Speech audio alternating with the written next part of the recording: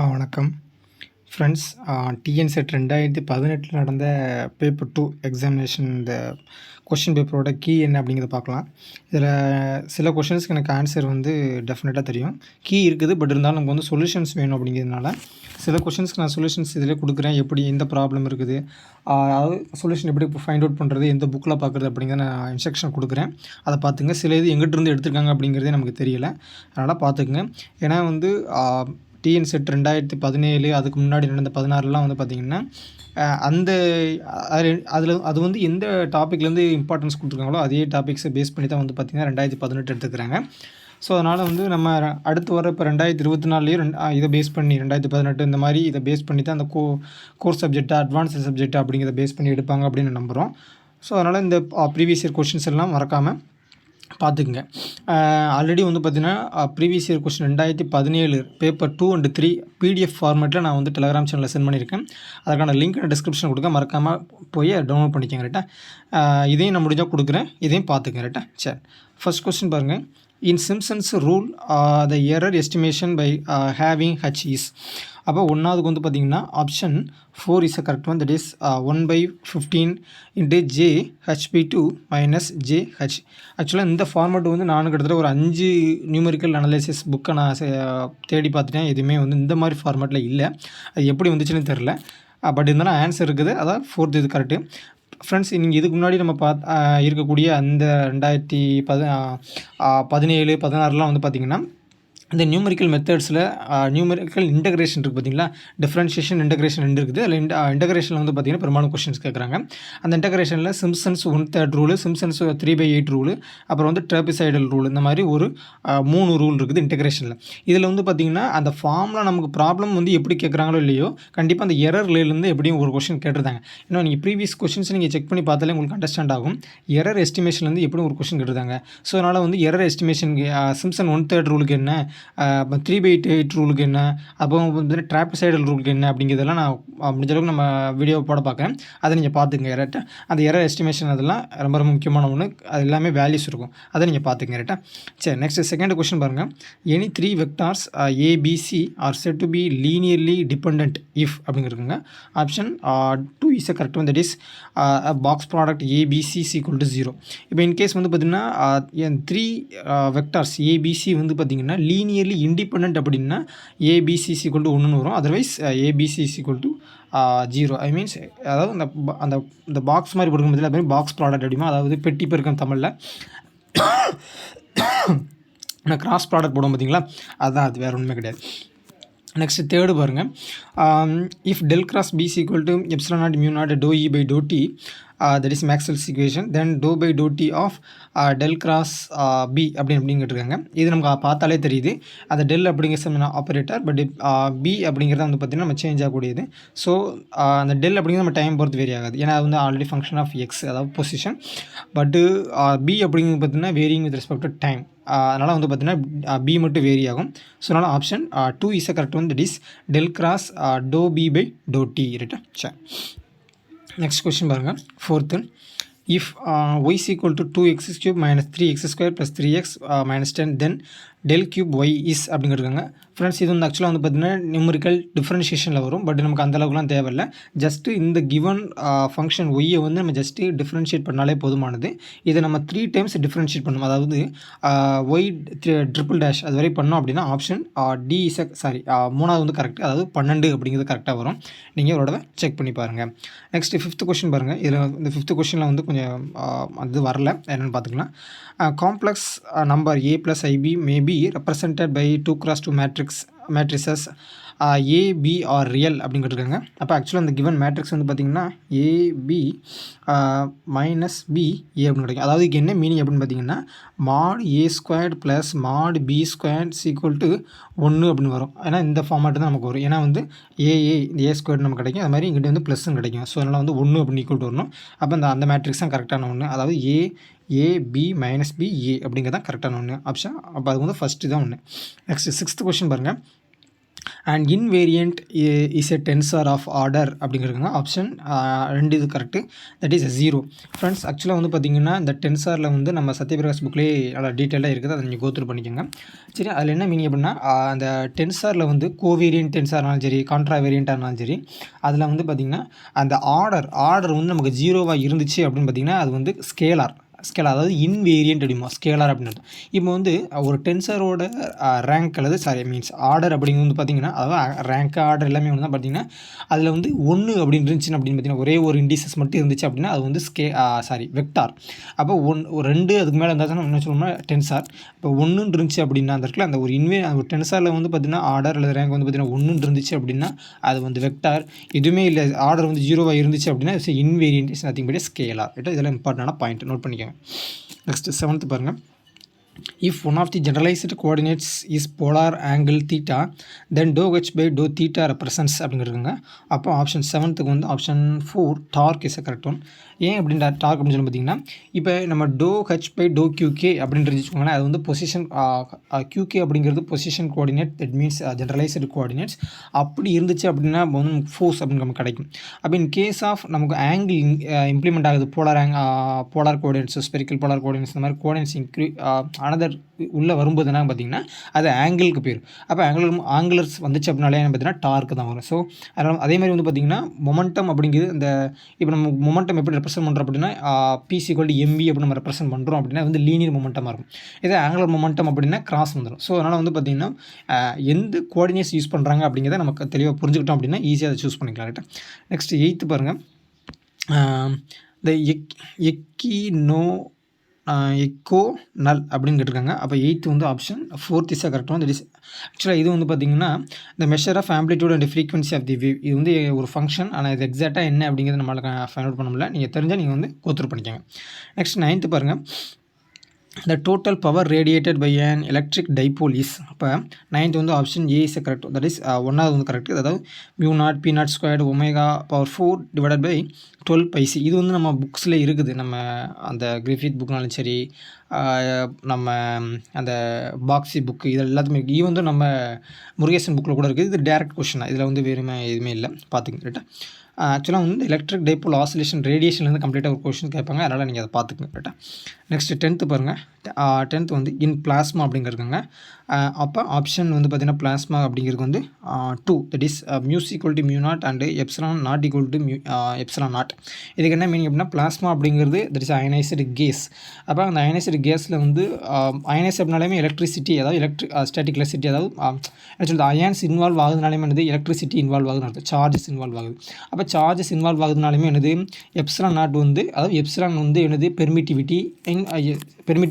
அப்போ பெர்மிட்டிவிட்டி அப்படிங்கிறது நீங்கள் எதோட ரிலேட் பண்ணலாம் அப்படின்னா எலக்ட்ரிக் ஃபீல்டோட ரிலேட் பண்ணலாம். ஸோ அதனால் வந்து எலக்ட்ரிக் ஃபீல்டு வந்து ஈக்குவலாக இருக்காது. ஏன்னா அதாவது எலக்ட்ரிக் ஃபீல்டு இன்வால்வ் ஆகுது அப்படின்னா எப்சிலான் நாட் வந்து பிளாஸ்மாவில் ஈக்குவலாக இருக்காது. ஸோ அதனால் வந்து epsilon naught equal to epsilon not.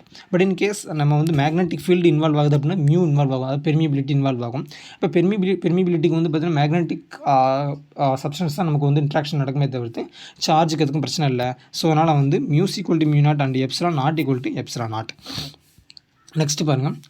the unit of del cross h அப்படின்னு இருக்குங்க. அப்போ 11th ஒன்று வந்து பார்த்தீங்கன்னா ஆப்ஷன் 3rd, அதாவது ஆம்பியர் பெர் மீட்டர் ஸ்கொயர். ஆக்சுவலாக இது என்ன மீனிங் அப்படின்னு பார்த்தீங்கன்னா del cross H is nothing but Ampere's circuit எல்லாம் நம்ம வந்து டெரைவ் பண்ணலாம். அக்கார்டிங் வந்து Maxwell's 4th equation del cross H is equal to நம்ம என்ன வரும் பார்த்தீங்கன்னா μ0 j அப்படின்னு நமக்கு கிடைக்கும். ரைட்டா. μ0 j அப்படின்னு கிடைக்கும். இப்போ இதில் வந்து நமக்கு வந்து டெல் கிராஸ் ஹச் அப்படின்னு நமக்கு வந்துச்சு அப்படின்னாலுமோ இப்போ இந்த ஜேவோட வேல்யூஸை நமக்கு வந்து வேணும். ஏன்னா அதான் முக்கியமான பாயிண்ட், ஜேவோட வேல்யூ தான் நமக்கு வேணும். அப்போ அந்த ஜே அப்படிங்கிறது பார்த்தீங்கன்னா என்ன பார்த்தீங்கன்னா கரண்ட் டென்சிட்டி. அப்போ current density is nothing but I/A. I அப்படிங்கிறது கரண்ட்டு, ஏ அப்படிங்கிறது ஏரியா. அப்போ ஆம்பியர் பெர் மீட்டர் ஸ்கொயர் அப்படிங்கிறது கரெக்டான ஒன்று. நெக்ஸ்ட் 12th பாருங்கள். The Faraday's law states that option first one, that is E is equal to minus d/dt. Friends இதில் வந்து கொஞ்சம் இந்த இதை சூஸ் பண்ணும்போது கொஞ்சம் கவனமாக இருக்கணும். ஏன் அப்படின்னு பார்த்தீங்கன்னா நம்ம ஆக்சுவலாக வந்து Faraday's law என்ன படிச்சோம்னா rate of change of magnetic flux with respect to time. இதான் பார்த்தீங்கன்னா அது எதுக்கு ப்ரொபோஷனல் இருக்கும் பார்த்தீங்கன்னா அது இன்டியூஸ்டு EMF வோல்டேஜுக்கு ஈக்குவலாக இருக்கும் அப்படின்னு படிச்சிருப்போம். பட் இதில் வந்து பார்த்தீங்கன்னா நமக்கு வந்து சம் ஈக்குவேஷன் கொடுத்துட்டாங்க. ஈக்குவேஷனை ரெண்டும் ஈக்குவல் கொடுத்ததுனால வந்து அந்த மைனஸ் டேர்ம் இன்வால்வ் ஆகணும். ஏன்னா அது வந்து லென்ஸ்லாம். ஸோ அதனால் வந்து Faraday's lawவும் லென்ஸ் நமக்கு அதாவது அந்த டேர்மையும் நம்ம அதோட அந்த கரண்ட்டோட டைரக்ஷன் கம்பைன் பண்ணி கம்ப்ளீட்டாக நம்ம சொல்லணும். ஸோ அதனால் வந்து ஃபேரடேஸ் லா அப்படிங்கிறது வந்து பார்த்திங்கன்னா E=-dφ/dt அப்படிங்கிறது கரெக்டான ஒன்று. நெக்ஸ்ட் 13 பாருங்கள். The direction of induced current can be found by அப்படிங்கிறதுங்க. இது நம்ம ப்ரீவியஸாக சொன்ன மாதிரி தான். ஆப்ஷன் 2 இஸ் கரெக்ட் வந்து இட்ஸ் லென்ஸ் லா, ரைட்டா. நெக்ஸ்ட் 14th பாருங்கள். when separation between two charges increases the electric potential of charges will be potential வந்து டிகிரீசஸ். அப்போ 14 வந்து 2. இது எப்படின்னு பார்த்தீங்கன்னா நமக்கு ஆல்ரெடி தெரியும். அக்கார்டிங் டு தி அந்த பொட்டன்ஷியலுக்கும் டிஸ்டன்ஸ்க்கு இடைப்பட்ட ரிலேஷன், அதாவது மல்டிபோல் எக்ஸ்பேன்ஷன் நம்ம பார்த்துருப்போம். அதாவது வோல்டேஜ் ப்ரொபோஷனல் டு 1/r⁴n, ரைட்டா. இப்போ n ஈக்குவல் டு 1 2 3 அப்படின்னு படிச்சிருப்போம். அதாவது மோனோபோல் டசன்ட் எக்ஸிஸ்ட். ஸோ டைப்போலு குவாட்ரபோல், அதாவது 2 வரும். டைப்போலு குவாட்ரபோல் ஆக்டபோல் அப்படியே வரும். அப்போ ஆர்சி இப்போ வி ப்ரொபோஷனல் டு 1 அப்படின்னா அது வந்து டைப்போலுக்கு வரும். குவாட்ரபோல் அப்படின்னா குவாடுனா 4, அப்போ ஸ்கொயர்டுன்னு வரும். அப்போ அப்படியே போய்கிட்டு இருக்கும். அப்போ நம்ம அந்த செப்பரேஷன் வந்து நமக்கு வந்து இன்க்ரீஸ் ஆச்சு அப்படின்னா வோல்டேஜ் வந்து டிகிரீஸ் ஆகும். So voltage means potential decrease ஆகும். ஸோ அதனால் option 2 is correct one. Next 15th பாருங்கள். According to Lenz law if magnetic flux decreases the induced current produces அப்படிங்கிறதுங்க. That is option 1, that is aiding flux. And aiding flux இது UG under graduate லெவல்லே உண்டு. அந்த MS university அந்த allied ஃபிசிக்ஸில் இது உண்டு. ஸோ அதனால் வந்து ஜஸ்ட் செக் பண்ணி பார்த்துங்க எய்டிங் ஃப்ளக்ஸ். ஆக்சுவலாக இந்த நமக்கு ஆல்ரெடி லென்ஸ்லால் அந்த வோல்டேஜ் இன்டியூஸ்டு இஎம்எஃப்க்கு பதிலாக ஜஸ்ட் ஓம்ஸ் லெவல் நம்ம ரீப்ளேஸ் பண்ணாலே போதுமானது, நமக்கு வந்து இது கிடச்சிரும். So it is aiding flux. Next 16th பாருங்கள். what does the normal dispersion describes? அப்போ option 4th one is correct one, that is higher frequencies are refracted more strongly. இதான் பார்த்தீங்கன்னா நார்மல் டிஸ்போர்ஷன். நெக்ஸ்ட் வந்து பார்த்தீங்கன்னா 17th வந்து இந்த commutation H P X is equal to அப்படிங்கிறதுங்க option. அப்போ 17 வந்து option 2 is correct one. Then friends இது எப்படி வந்து நம்ம ஈஸியாக கண்டுபிடிக்கணும்னு பார்த்தீங்கன்னா பெரும்பாலும் ஹச்சோட கம்யூட்டேஷன் இன்வால்வ் ஆகக்கூடிய பெரும்பாலான டேர்ம்ஸ் என்ன பார்த்தீங்கன்னா வேனிஷ் ஆகிடும். ஏன்னா டோட்டல் எனர்ஜி வந்து அது எதுவுமே கம்யூட் ஆகாது. அப்படின்னா என்ன ஆயிரும்னா 0 ஆயிரும். அந்த டேர்ம் வந்து சரி 0 ஆயிரும். ஏன்னா அதை கொஞ்சம் கவனமாக இருந்துக்கணும். கம்யூட்னா 0ன்னு அர்த்தம், அதாவது கம்யூட் ஆயிரும். அதனால் வந்து என்ன 0வாக மாறிடும். இப்போ நீங்கள் உதாரணத்துக்கு வந்து பார்த்தீங்கன்னா அதே மாதிரி பி ஸ்கொயர்டு டேர்மும் வந்து பார்த்தீங்கன்னா எல்லாத்தோடையும் கம்யூட் ஆயிரும். இப்போ வந்து ஆப்ஷன் 4th பாருங்களேன். இதுலேயும் வந்து பார்த்தீங்கன்னா பி ஸ்கொயர் இருக்குது. அப்போ பி ஸ்கொயர்டு வந்து எந்த டேர்மோடு நமக்கு வந்தாலும் பார்த்தீங்கன்னா அது என்ன பார்த்தீங்கன்னா நமக்கு வந்து 0வாக மாறிடும். ஸோ அது வந்து கம்யூட் ஆயிரும். அதனால் அது வேண்டாம். நெக்ஸ்ட் வந்து பார்த்தீங்கன்னா இந்த இது பார்த்தீங்கன்னா 2 டேர்மே வந்து பிஎக்ஸ் ரெண்டுமே சேமாக இருக்குது. ரெண்டுமே சேமாக இருந்துச்சுன்னா என்ன ஆகும் பார்த்தீங்கன்னா நமக்கு வந்து கம்யூட் ஆகி நமக்கு வந்து 0வாக மாறி. அப்போ இந்த டேர்மும் வராது. நெக்ஸ்ட் இந்த ஃபஸ்ட் டைம் பாருங்களேன். இதுவும் பார்த்தீங்கன்னா பி ஸ்கொயர் இந்த 1/2m நம்ம வெளியெடுத்தோம் அப்படின்னா ஆப்ஷன் அந்த 3 இருக்குது பார்த்தீங்கன்னா அதே மாதிரி தான் வரும். ஸோ அதனால் வந்து அதுவும் 0 ஆயிரும். அப்போ ஃபைனல் நமக்கு கிடைக்கக்கூடியது பார்த்தீங்கன்னா விஎக்ஸ், அதாவது வி பொட்டன்ஷியலும் மொமெண்டம் என்ன இட்ஸ் நாட் கம்ப்யூட்டர். ஸோ அதனால் பார்த்தீங்கன்னா அந்த டேர்ம் தான் நமக்கு அந்த அது சிம்பிளிஃபை பண்ணோம்னா நமக்கு இந்த மாதிரி வந்துடும் அப்படிங்கிறது தான் முக்கியமான ஒன்று. சரி நெக்ஸ்ட் பாருங்கள். 18th பாருங்கள்.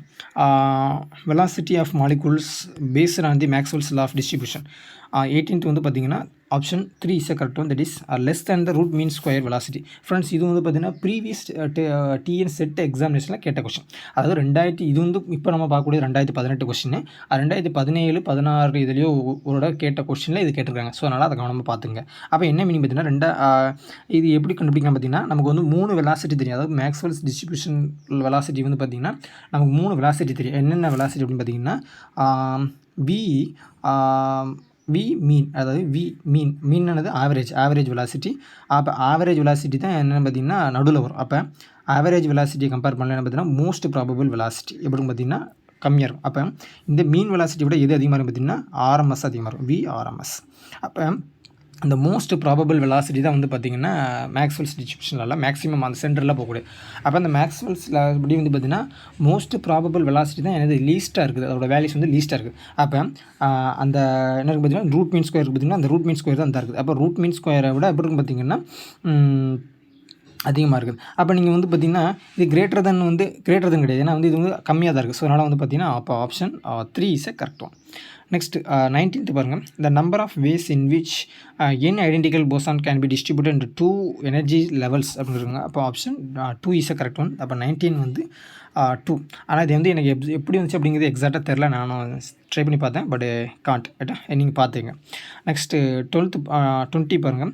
Mean total energy of a classical 3 dimensional harmonic oscillator in quantum in equilibrium with heat reservoir at temperature T is அப்போ 20 வந்து பார்த்திங்கன்னா option 4th is a correct one, that is 3 kT. ஏன்னா அங்கே 3 dimension மீன் பண்ணிட்டாங்க. ஒவ்வொரு டைமென்ஷனுக்கு வந்து பார்த்திங்கன்னா அது வந்து கைனடிக் தியரி ஆஃப் கேஸ் அப்படிங்கிற half kT வரும். இதில் வந்து KT, அப்போ 3 டைமென்ஷன் இது NKT, அப்போ 3 kT அப்படிங்கிறது கரெக்டான ஒன்று. நெக்ஸ்ட் 21 பாருங்கள். த ஜேஃபெட் இஸ் அப்படின்னு இருக்காங்க. ஜேஃபெட் அப்படின்னு பார்த்தீங்கன்னா ஜங்ஷன் ஃபீல்டு எஃபெக்டட் டிரான்சிஸ்டர். அப்போ ஆப்ஷன் 21க்கு வந்து பார்த்தீங்கன்னா 4வது வந்து கரெக்ட். போத் 1 and 2 அப்படின்னு பார்த்தீங்கன்னா ஜேஃபெட் அப்படிங்கிறது பார்த்தீங்கன்னா யூனிபோலார் டிவைசஸ், அதாவது UJT அப்படிமோ. UJTனா யூனி ஜங்ஷன் டிரான்சிஸ்டர். நெக்ஸ்ட் வந்து பார்த்தீங்கன்னா நம்ம ஆர்டினரி டிரான்சிஸ்டர் பார்த்தீங்கன்னா NPN அண்ட் PNP டிரான்சிஸ்டர், அது வந்து பைபோலார் ஜங்ஷன் டிரான்சிஸ்டர், அதாவது BJT அப்படிமோ. நெக்ஸ்ட் வந்து பார்த்தீங்கன்னா இதில் வந்து இந்த ஃபீல்டு பார்த்தீங்கன்னா ஃபிட் அப்படின்னா ஃபீல்டு எஃபெக்ட் டிரான்சிஸ்டர். ஃபீல்டுனால தெரியும் வோல்டேஜ். அப்போ அந்த வோல்டேஜ் கண்ட்ரோல்டு டிவைஸ். அப்போ ரெண்டுமே சேர்ந்து தான். அப்போ கரண்ட் நம்ம ஆர்டினரி டிரான்சிஸ்டர் பார்த்தீங்கன்னா NPN அண்ட் PNP டிரான்சிஸ்டர் அப்படிங்கிறது வந்து பார்த்திங்கன்னா it's a current controlled device. ஏன்னா வந்து அதில் வந்து கரண்ட் கேரியர்ஸ் இருக்குது பார்த்தீங்கன்னா, கேரியர்ஸை பேஸ் பண்ணி தான் இருக்கக்கூடியது. பட் ஜேஃபெட் அதாவது ஃபெட் அப்படிங்கிறது பார்த்தீங்கன்னா voltage control and unipolar devices. So நான் வந்து option 4th is correct one. Next 22 பாருங்கள். an approximate value of pi is given by the x1 equal to some value and it is a true value is given by 3 point something ஒரு value கொடுத்துருக்காங்க. Next absolute error is அப்படின்னு இருக்காங்க. அப்போ 22 is option 2 is correct வந்து இது உங்களுக்கு just இது ரெண்டுமே செப்பரேட் பண்ணால் போதுமானது. எதுன்னு பார்த்தீங்கன்னா இதில் வந்து எரர்ஸ் நம்ம ஆல்ரெடி படிச்சோம். அப்சல்யூட் எரர் என்ன, மீன் எரர், ரேண்டம் எரர், இந்த மாதிரி நிறைய விஷயங்கள் பார்த்துருப்போம். அந்த எரர்ஸ் நான் ஆல்ரெடி வீடியோ கூட நம்ம போட்டிருக்கோம், அதை நீங்கள் செக் பண்ணி பாருங்கள். நெக்ஸ்ட் 23 பாருங்கள். The first Brillouin zone for a FCC structure is அப்படின்னு இருக்காங்க. அப்போ 23 வந்து பார்த்தீங்கன்னா option 4th is correct one, that is truncated octahedron. அப்போ டேன்கேட்டட் ஆக்டஹெட்ரான் அப்படிங்கிறது பார்த்தீங்கன்னா FCCக்கு. அப்போ இந்த ஆப்ஷன் 3 இருக்குது பார்த்தீங்களா, ரோம்பிக் டி ஹெட்டஹெட்ரான், ரோம்பிக் டூ டெக்டஹெட்ரான் அப்படிங்கிறது வந்து பார்த்தீங்கன்னா BCCக்கு ரைட்டா. அப்போ BCCக்கு வந்து பார்த்தீங்கன்னா ரோம்பிக் டோ டெக்டஹெட்ரான். அப்போ ஃபஸ்ட் ஒன்று வந்து பார்த்தீங்கன்னா சிம்பிள் கியூபிக் ஸ்ட்ரக்சருக்கான ஃபஸ்ட்டு பிரில்லியன்ட் ஜோன் வந்து பார்த்தீங்கன்னா கியூபிக்கு. FCCக்கு வந்து பார்த்தீங்கன்னா டேன்கேட்டட் ஆக்டஹெட்ரான். BCCக்கு வந்து பார்த்தீங்கன்னா ரோம்பிக் டோ ஹெட்டஹெட்ரான் ரைட்டா, டூ டெக்டஹெட்ரான். நெக்ஸ்ட் 24 பாருங்கள். And ideal amplifier should have அப்படின்னு இருந்தோம். அப்போ ஆப்ஷன் 2வது வந்து கரெக்டான, தட் இஸ் 0 ஆஃப்செட். ஃப்ரெண்ட்ஸ், இந்த ஆப்ரேஷன் ஆம்ப்ளிஃபையரை பற்றி நம்ம படிக்கிறது வந்து ஆல்ரெடி நம்ம வீடியோ போட்டிருக்கோம் BGDRBக்கு. அதை நீங்கள் மறக்காமல் செக் பண்ணி பாருங்கள். கிட்டத்தட்ட ஒரு 10 பாயிண்ட் நம்ம மென்ஷன் பண்ணியிருப்போம்.